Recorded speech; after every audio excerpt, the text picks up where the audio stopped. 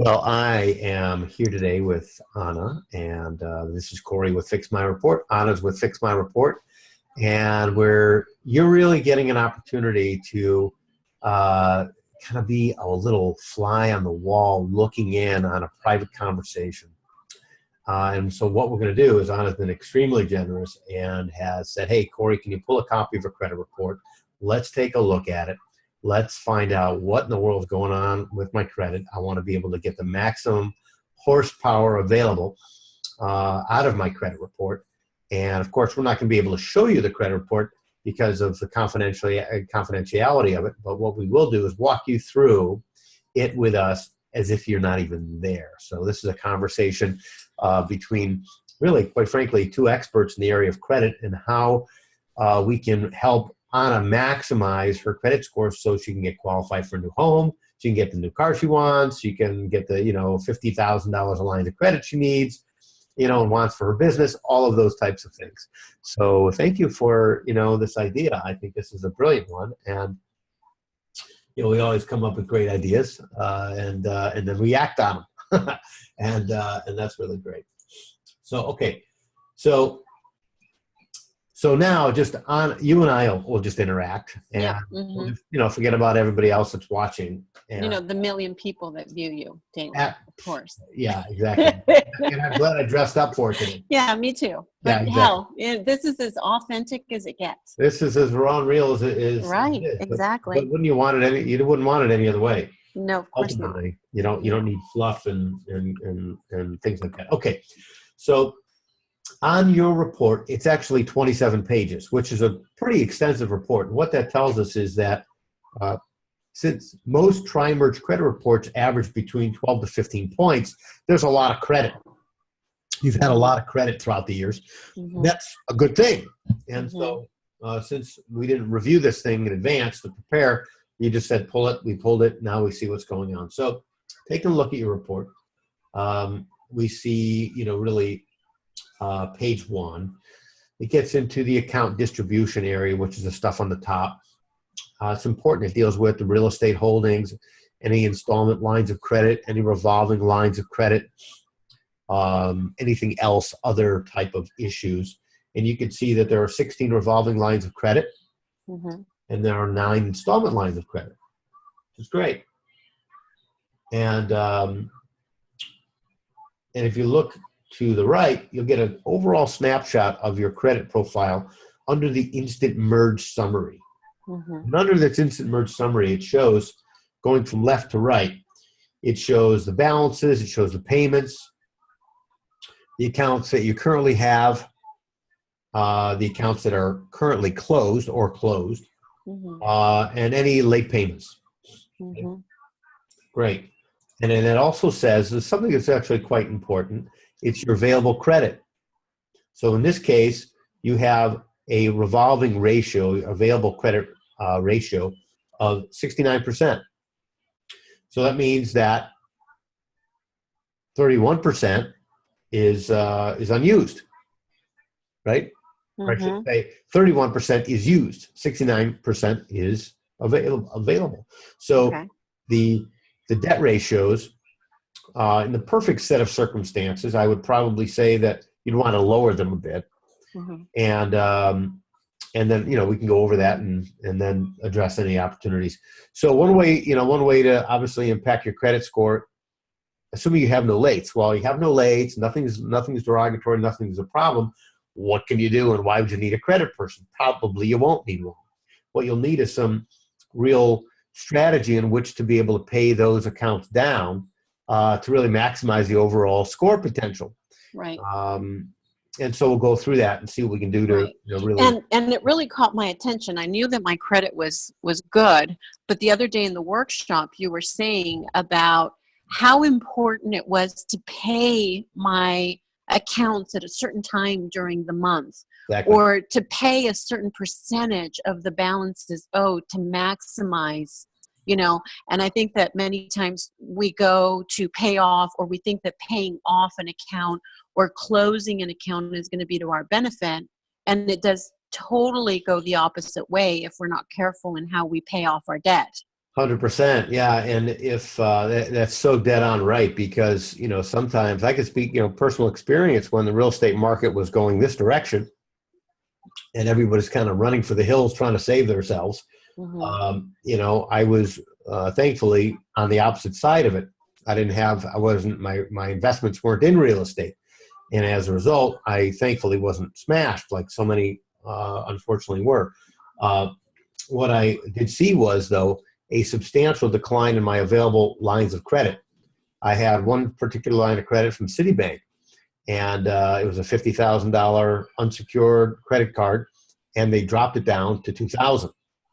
And so Wow. it was a substantial loss of credit and available credit, and I'm sure many people have gone through that. Which Unfortunately, is this debt ratio that you were just talking about, right? absolutely right. Hmm. Absolutely right. The higher, the lower the total debt uh, to the high credit limit, that's one way in which to really impact the credit scores. So, which is great. So let's take a look and see where you're at.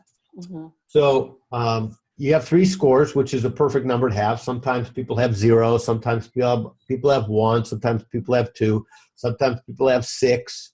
I've seen people with 6 credit scores where they have multiple reportings. It's like, how do you deal with that? And what do you do about that? There's all kind of ways in which to handle those. But in your set of circumstance, your situation, you have an Equifax score. You're a 707. Your Experian score is at 723. Your TransUnion is at 733. Right? So your middle score is 723. So a 720 is like the perfect holy grail number. It's a perfect number that you want to really be at to get whatever you want to have done. And TransUnion was what? TransUnion was 733. Okay, got it. So the middle score is really the one that creditors focus on. Exactly. The mid score is the one the creditors use because it's a blending of both of those. Mm-hmm. If you added up 707 and 733, you'd get 741 as a number. You'd factor it down, and it's probably somewhere in the 720 range, 719 range as an average. But in this case, 723 is your number, and there's nothing more that you need to do about it except know that that's what your number is. Got it. Okay, good. So let's go to the next page. So the first one is this VW credit. Uh-huh. Okay. So VW, you got a loan back in May of 2015. Mm-hmm. Vehicle loans are considered installment loans, but classified as the letter I for installment versus R for revolving or M for mortgage. And you have perfect history. Your balance is about $11,300. Your payment is $365 a month. There's no derogatory, 030, 060, 090 is perfect. Nothing to do with it. I will note that in October, there was a change. There was something that shifted it. If you looked at, this is a new type of a credit report. It got put into effect in January. It's called trended credit. And this trended credit data is far more granular and specific. I like it for a lot of reasons. It can give you very precise detail. So if you look at October 2016, which is the top line, you'll see that there was an actual payment of $724 in the month of October. Okay, but the payment is $364. So that tells me that something happened somewhere, and there was a missed payment and then a made-up payment. So yeah. What happened? And I wasn't 30 days late. I noticed that that I hadn't made my payment. I'd say about 10 days after the due date, which was still not 30 days. Yep. And I just took care of the 2 months. Got it. So it did not show up as a 30-day late. If it would have, you would have dropped easy 100 points. Yeah. Okay. Yeah, I get that. Yeah. So, and that happened in May also, and then January of this year also. And then in June of 2015, there was actual triple payment, but they didn't let you late. Okay. Okay. So it's good status, just something to know about. Next. Yeah, I think I panicked, so I just pay those Yeah. months. Okay. All right. This is a no suffer zone. Okay. No panic, no suffer. I'll tell you, credit is such a completely sensitive, like sensitive issue.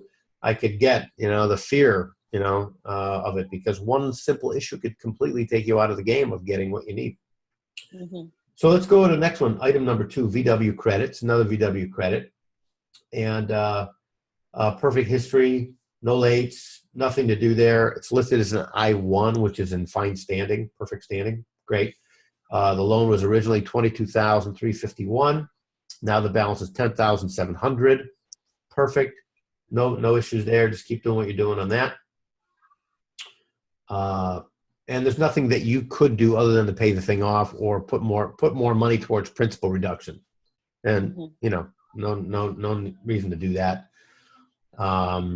Okay, Well, next. it's a lease. I don't want to throw more money into that one. Exactly. Yeah, exactly. Okay, next one is Barclays. And so Barclays Bank. So this is a great account. It's been open just a couple of years. It's got a high credit limit of $6,191. It's got a current balance of $2,806. So it's about 50%. Mm-hmm. So what I would recommend there to really maximize your score, if possible, is I would bring that down to maybe 20% of your high credit limit. So 20% of your high credit limit would be about $1,200. So that would mean writing a check to Barclays for about $1,600.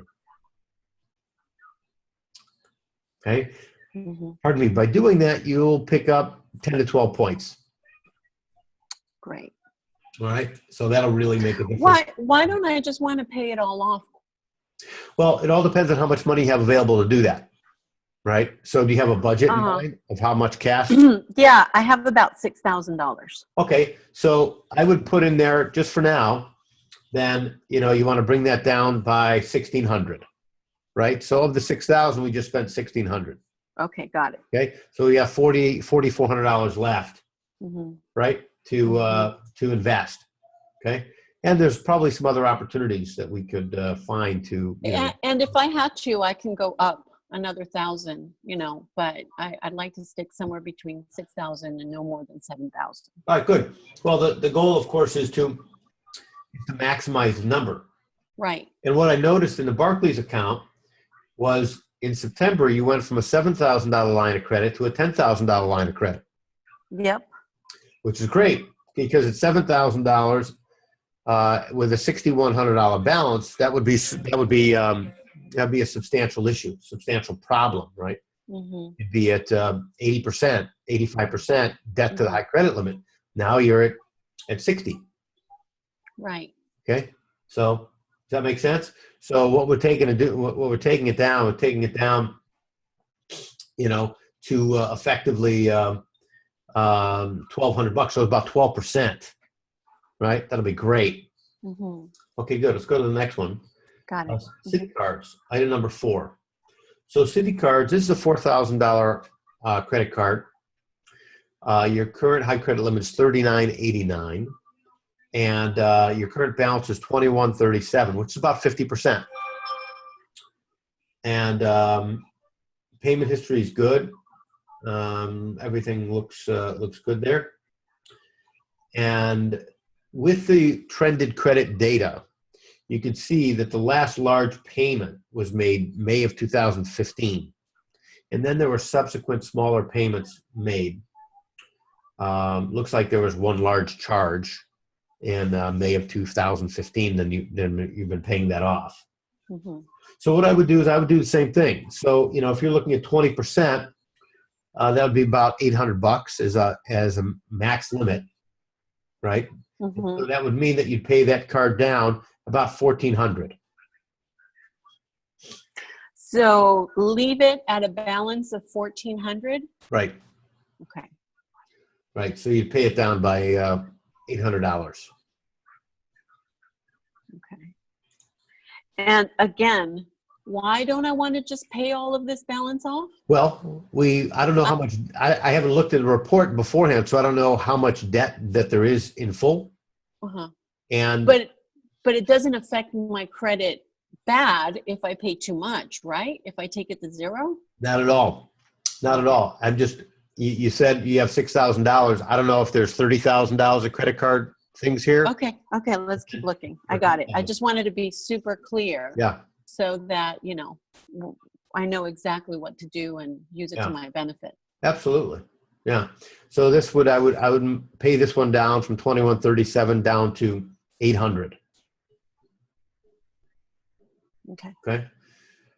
All right, good. Let's go to the next one.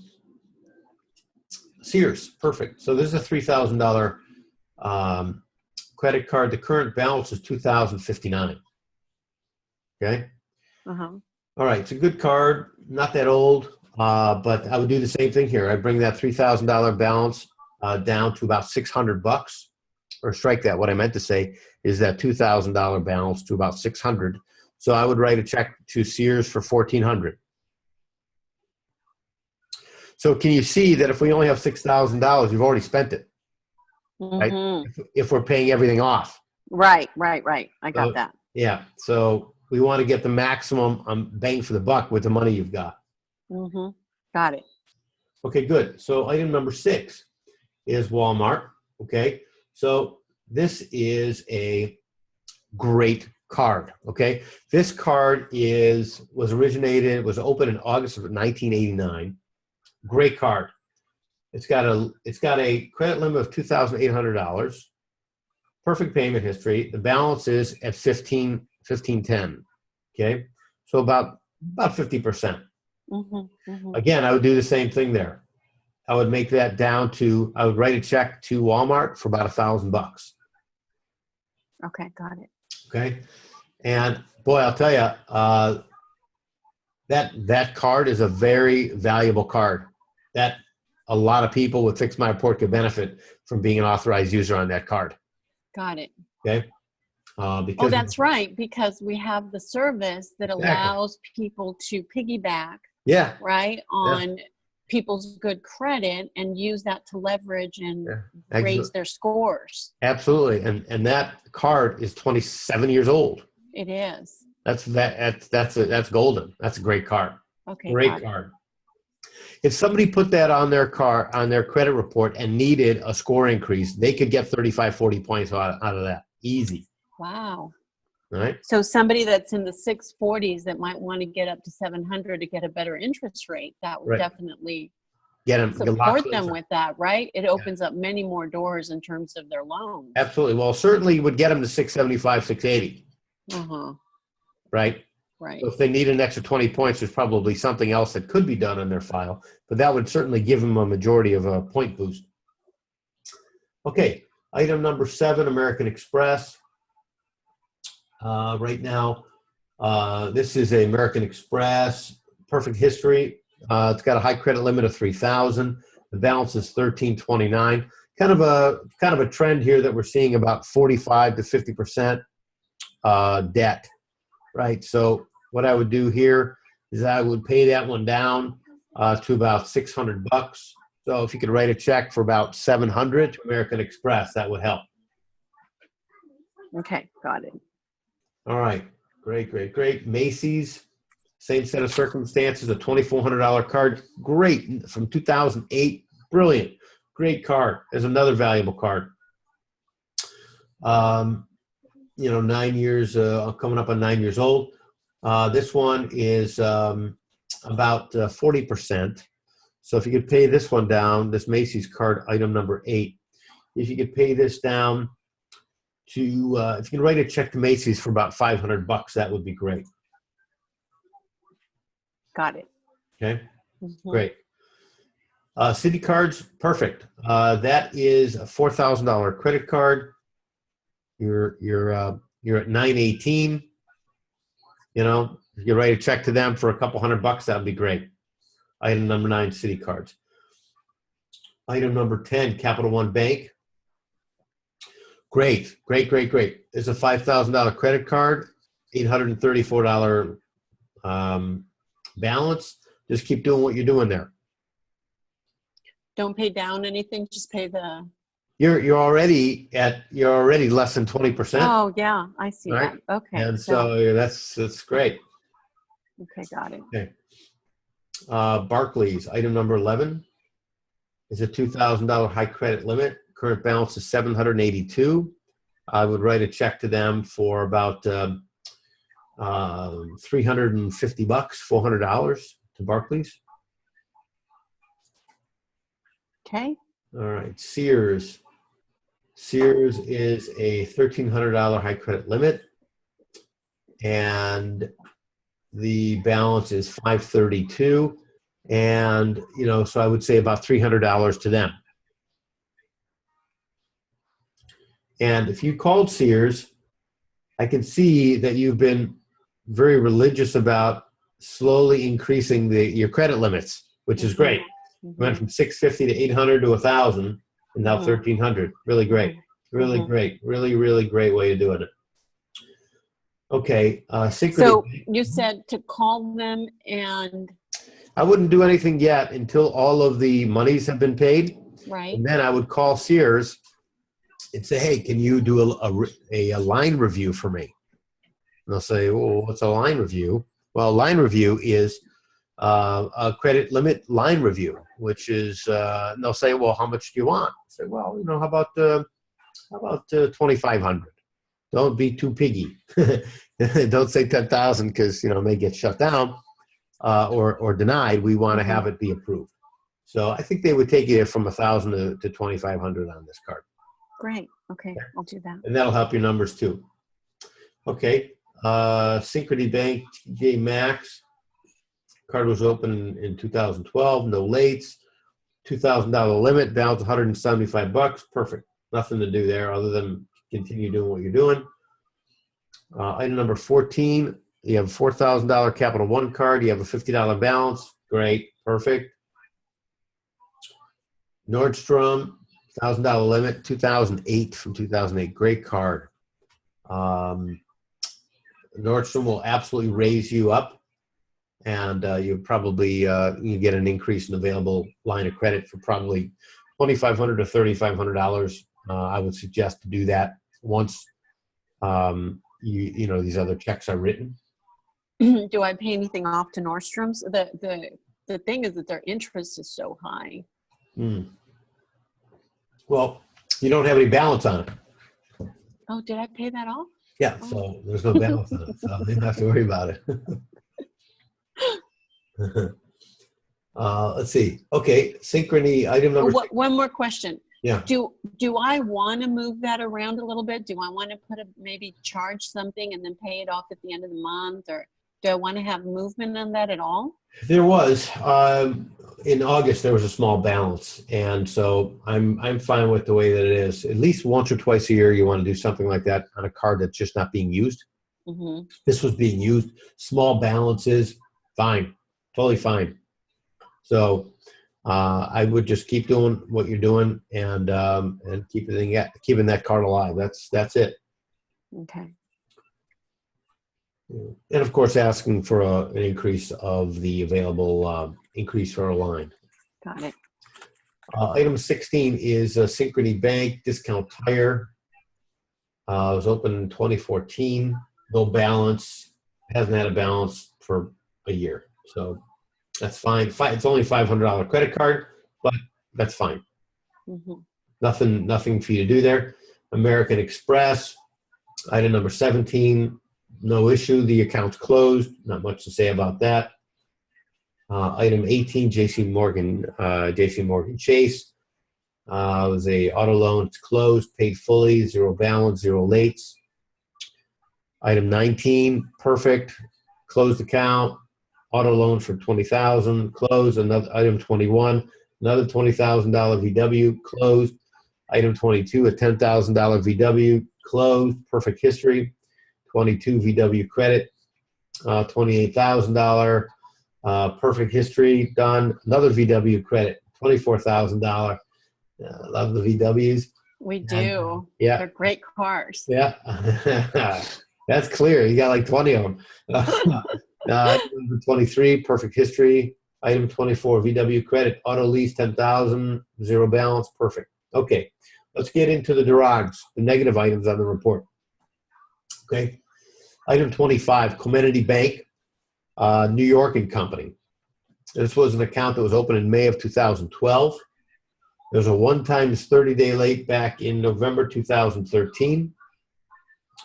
The account was disputed. Looks like somebody disputed it, and they disputed it as consumer disagrees. It showed up as a dispute resolved.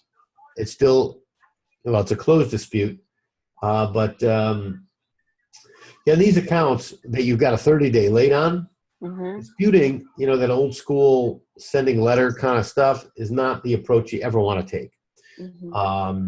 Obviously with who we are and what we do is we actually go and negotiate to get that thing removed. Right. Now, on a 2013, a November 2013 account, we're right around the corner from 2017. So this account doesn't have the weight that it used to have. In the calendar month in December of 2013, this probably hit your credit scores probably 75 points. Wow. At this point, I would say, since it's already 3 years old, we're looking at maybe 12 to 15. Okay, still valuable, still an important number. So to increase scores, I would look at negotiating with Comenity Bank to get this item permanently removed off the report. That's going to be key. Even if it's so old, Corey, you can still do something about that? Yeah, absolutely. Well, it's only 1 times 30, so the probability of it coming off is extremely high. Comenity Bank we have contacts with. I'm confident we can negotiate with them to get that removed and permanently removed. We get those letters of deletion. So as you're writing, I'll just share. So we get these letters of deletion. I could show you a book that I've got somewhere on the floor here that we've got thousands of letters from creditors that delete information off credit reports. Right. And there's one right here. So let me just.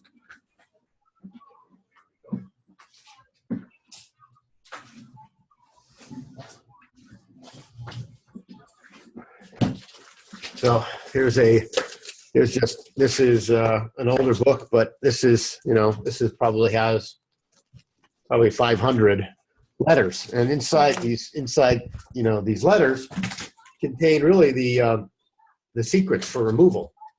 And so let me just open the thing up here to something. Okay, so this is a company. Oh, can't see it really. American Collections Enterprises out of Alexandria, Virginia, that we were able to negotiate a deletion for a collection for a medical bill for a client in Miami. Let me see. Here's Bank of America. Bank of America, thank you for contacting Bank of America about information contained on your credit report. We've reviewed your account, and based upon the reasons that you set forth below, we've requested that each credit bureau reporting agency to whom we report, Experian, Equifax, TransUnion, and Innovis, update your file to show an update has been submitted to the credit bureau to reflect accuracy for February 2014. Payment is current. So this client in San Diego had a 30-day late on his mortgage for $567,000, and he couldn't qualify. So we actually got that Bank of America removed from his credit report. And these are the result of you actually calling the companies and talking to them, not like sending 100 letters and pestering them, but rather having a conversation that would really win for both, right? I mean, mostly for the client, but it leaves them with something so that they're happy to do it, not just like, okay, this is the only way we got to go. It's not a profit center for a lender, right? Right. It doesn't make them money. It actually costs them money to fix an item on a credit report. So the only thing that you can really leave somebody with is a good feeling. Oh. Right? So if you've ever had to call a creditor, you're probably going to end up in Pakistan, Mumbai, Mexico City, the Philippines, Manila, blah, blah, blah, different places around the world. And you're going to get to somebody, I'm not going to give you any kind of love, right? Mm-mm. You call Aquin, you're going to India. You call Bank of America, you're going to go to India. You're not going to really get what you want. So I say to people, you know, you can perform brain surgery on yourself one time, but you don't necessarily want to do it. And if you want to be driven crazy by contacting a creditor, I love you. Go for it. Like, it's okay. Try it yourself. Everything that we do, Fix My Report, somebody could do themselves. You just need to have persistence, like oftentimes an extraordinary amount of persistence. Like on Comenity Bank, unless you have a contact at Comenity Bank or somebody that you worked with over at Comenity Bank, you're going to end up going and having 17 to 25 conversations, 23 conversations before you get to somebody that will actually move something forward. And that's the same conversation. It's not like new conversations, but it's repeating yourself of your circumstances and what you've been having to deal with over and over and over again until you find somebody that can actually So care. it's exactly. So it's it's not magic. It's not rocket science. It's persistence. Mm-hmm. It's effort. It's work towards getting the results. And so what I would say is, you know, if you're getting a loan of 740 and above, which is the prime, you know, super jumbo available lines of credit for people with $1 million, $2 million mortgages with high credit that want to be able to qualify, but they have something like this. Mm-hmm. You need that gone, right? If you're going to refi your home, it's not that necessary because you're already at 720 above. Mm-hmm. Okay. Mm-hmm. But to get 740, which will probably save you another quarter of a point, Mm-hmm. you know, on $500,000, you'll get an ROI with the money that you spend with us in 5 months. Right. Otherwise, you're going to get an ROI in about 3 to 4, meaning that the cost of the program, our program, you get back in the monthly payment savings. Right. Got it. Right. And over the life of the loan, I'd be saving hundreds of thousands. Well, over the life of the loan, absolutely you'd be saving Yeah. hundreds of thousands. No doubt about it. Yeah, depending upon that. And so that would be an opportunity, Comenity Bank. Okay. And then scrolling under public records. So there's no public records. And public records, of course, are judgments, tax liens, IRS, Foreclosure. Foreclosure could be in the public records section for sure. Tax liens, you know, IRS stuff like this. Okay, and then I'd like to take a look at the birth dates to make sure that all the birth dates match. Oftentimes, the credit bureaus, in their infinite stupidity, will have wrong information. In this case, your information is dead on right. Your social security numbers match, birth dates match. That's great. I feel good about that. And then you want to take a look at the inquiries. So you can see in the inquiries, there have been 11 inquiries made in the last 12 months. In actuality, it's in the last 6 months. Because the first date was from IRMTG Credit, and it was on June 13th, 2016. And then there were a number of other inquiries from different companies. Now, here's what's interesting. So this address, there's an address listed under the address information. Oftentimes, people have no idea that their addresses are listed incorrectly. And so that can oftentimes completely skew a credit report. So this address on Kettner Boulevard, was that an address that was ever a address that you have? It was an employment address from over 15 years ago. Interesting. So it's still being reported. And, you know, you may or may not want that, right? And that's showing up on Experian and Equifax. Okay. Nothing for you to do about it. Well, does my current address show up on it correctly? Let's see. Well, one's on Monaco, one's on Normandy. Yeah, Normandy for 4 years and Monaco for about 6 years. So that's accurate. Okay, good. All right, and then and that looks good. And let's see if there's anything else. It gives employment information. That's oftentimes a source of error. In this case, I don't think so. You can see that pretty consistent, even extremely consistent throughout the years. And then on TransUnion, there's a high risk for fraud report that was placed on your Social Security number under TransUnion. And so that could be cleared up with a phone call to TransUnion. So are you saying that TransUnion placed something on my account that would alert to possible fraud? Potentially. I would think it's a direct result of the dispute that was done on one of the accounts. Oh, like that community bank. Exactly. When I disputed that I was late and they said I was late and I said I wasn't. Exactly. So let's take a look. So, okay, this is very interesting. Here's a really interesting insight. Okay. Usually you can't do much with insights, but in this case you can. All right. So if you look at TransUnion, now you disputed the account, which is the Comenity Bank. It shows dispute resolved, consumer disagrees, right? Okay. Now, if you look back to page 1, okay, for me, you don't have to go back that far, but because you're writing things down. What's your high score? 7 something. 7. Yeah, 733. Okay, with who? With, here, hold on. Let me go back to that page. With TransUnion. Exactly.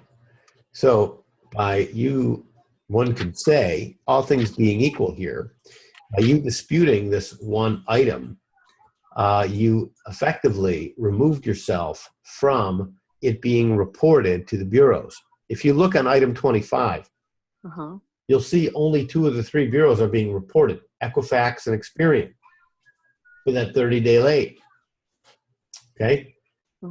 Now, I told you that it was going to be somewhere maybe, what, 13 points, 12, 13 points for that one account. Well, in actuality, with all things being equal, that's 10 points because the difference between your middle score and your high score is 10 points. Right. And it's not being reported to TransUnion. And therein lies that 10-point score variation, right? So by having that dispute listed on your report, one could say, well, all things being equal on the credit report, that TransUnion dispute is no longer factored into TransUnion's score. Correct. Right? Thereby giving you a higher score. So, so with those with that action plan that you have, which effectively is paying down those cards in those orders, or I should say in those amounts, I would say that your mid-score, you're going to pick up 30 points to your mid-score, so you'll be at 750, 745, 755, probably within the next 10 days. Wow, that's awesome. And that's exactly what we're looking for to get the interest rate that maximizes my purchase that's coming up. Yep. Perfect. This is great. You'll be absolutely golden and ready to go. And nobody will be able to mess with you because, which I love, because, you should be able to walk into any lender and get exactly what you want. And when you don't get what you want, you can say, hey, kiss my butt. I'm out of here. I'm going down the street to get some love because you're not giving me any right now. Right, right. That puts you in charge and you in control of the whole thing. And then you're unmessable with. Right. And it does give me much more options if I shop around, like you said. And more importantly, it just makes me feel confident that when I walk in and make a request, I'm going to be honored versus, oh my God, am I going to get it? The kind of surprises that people get when they're in the middle of a transaction and then here it is, a surprise, something you didn't know about or that you didn't know. Now you're there, which is my fear. I'm sitting there with my potential lender and he says, well, go back and pay off this card or pay this down. I go to pay it down and it's going to take me 30 to 40 days and there goes the transaction I wanted. Right. this is really preparing you for, your transaction and getting Yep. the deal done beforehand. So now you got some real power. Yeah, that's awesome. That's That's awesome. what I want. That's great. No, that's what I want for you too. Great. Thank you, Corey. This has That's been awesome. Really amazing. great. Yeah, Anything I can do to support you on that, let me know. I will. And hopefully now, you can get an idea as to what we provide for people, right? You could get that she is now completely empowered to take control 1,000% of her financial future. She's got X amount of dollars to spend. How are we going to do it intelligently? So we do that with each and every person, how to solve complex credit related issues, whether it's removal of late payments on mortgages that are real or not real, resolving collections that are real or not real, whatever. We're all about empowering you so you can get exactly what you want to acquire more wealth, to take care of your family. And thanks for watching, and I hope you got something out of this as well. So, Thanks, all right, my Corey. dear. Bye. Take